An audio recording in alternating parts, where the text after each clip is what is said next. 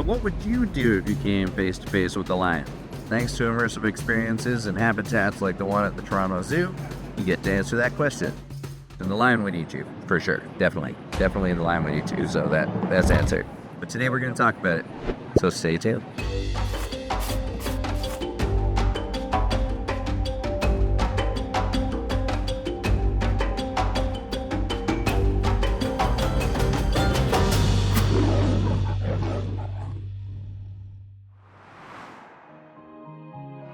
So you might have heard that the zoo has turned 50 years old this year.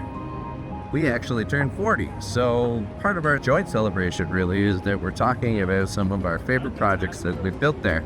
And one of those happened to be the Savanna Lion Project, which is a huge, massive undertaking in a massive tunnel with dual-sided exhibit space. And it was a lot of fun to build. Now this is quite a bit before our time, but we're still gonna take a look back and take you through the whole process.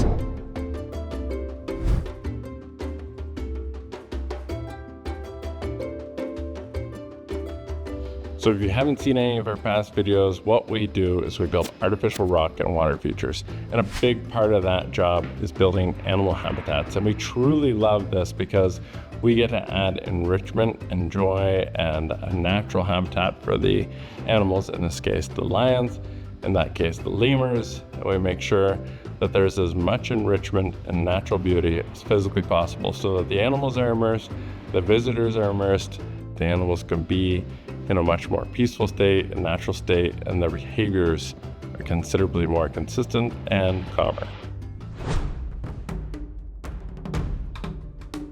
This project is very near and dear to my heart because it's one of my earliest memories.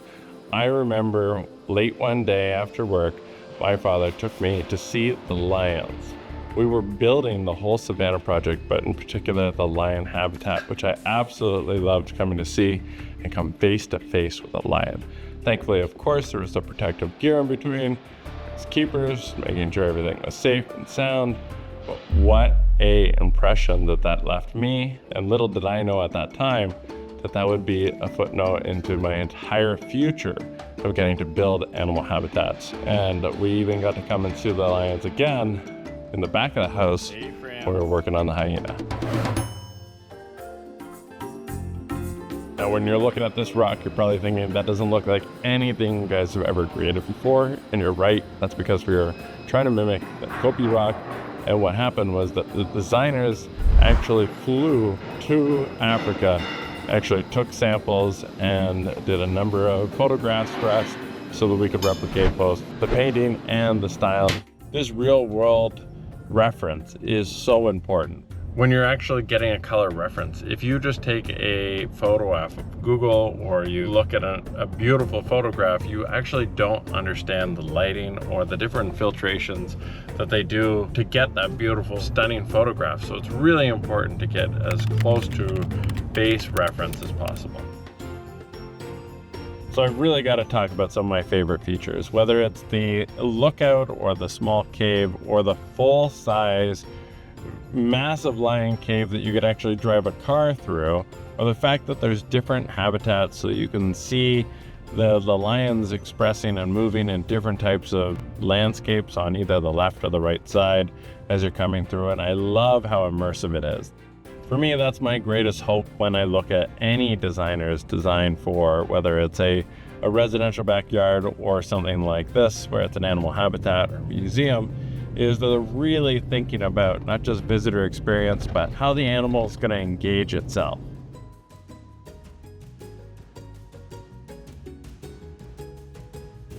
For this project, we actually had a very cool collaboration with Quikcrete all back in '97 when this was built. They actually brought a giant silo to site so that we were able to essentially produce en masse. Rather than the pre-bag mixture that we typically use, we were able to do a lot more bulk work.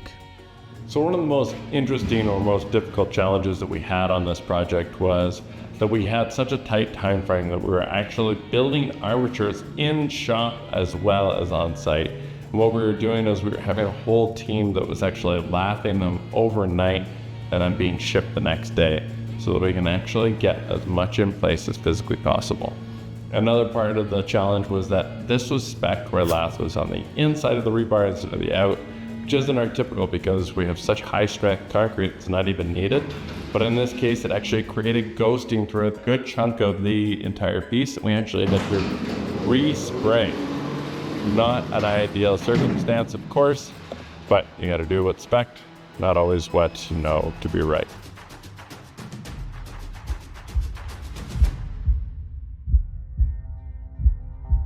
I gotta say, I'm a little bit shocked when we were researching this video that in this century, African lion population has gone down about 90%, and in the last 20 years has been 43% of that. And I can't believe I didn't know that, and I can't believe it's not really being shouted to the hills. Now, that being said, the Toronto Zoo is actually doing their part for conservation efforts, whether it's fundraising or through famously their breeding program, which has yielded great results because in 2015, they actually birthed 4 new cubs. So that's a huge testament to their breeding program and a major step forward in conservation. As such, the birth of those cubs actually brought a lot of attention to the plight of the lions, which are now down to 20,000 African lions in the wild.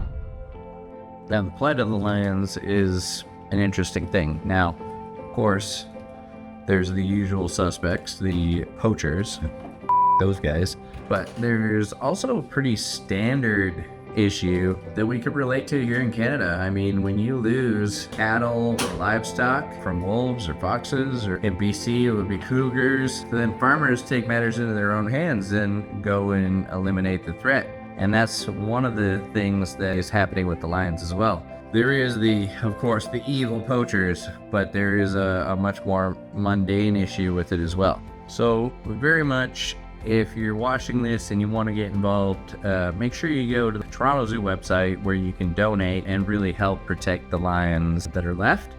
And, you know, we talk about this a lot. I hate to be there and not discuss the things that we ourselves are doing and putting our money where our mouth is.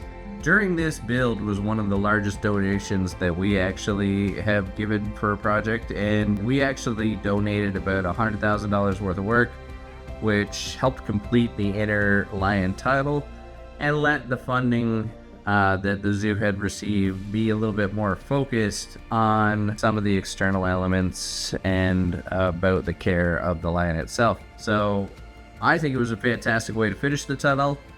I think the tunnel looks really great and really captures the Savanna look, as well as bringing us, the guests, close to the lion and being able to interact. So if you get a chance, make sure you go check it out. Fantastic experience, and one of my favorite projects that we've done. So admittedly, this one for me is a little bit hard to move on from, and I really hope that you guys want to continue this conversation that is obviously not black and white, a lot of nuance too, and I'd love to discuss it more in the comments. If you'd like to leave your ideas there on how we can better save these wonderful animals. But otherwise, like, subscribe, that helps us get this kind of message out and, you know, hopefully do some good. But otherwise, I guess we're on to the next.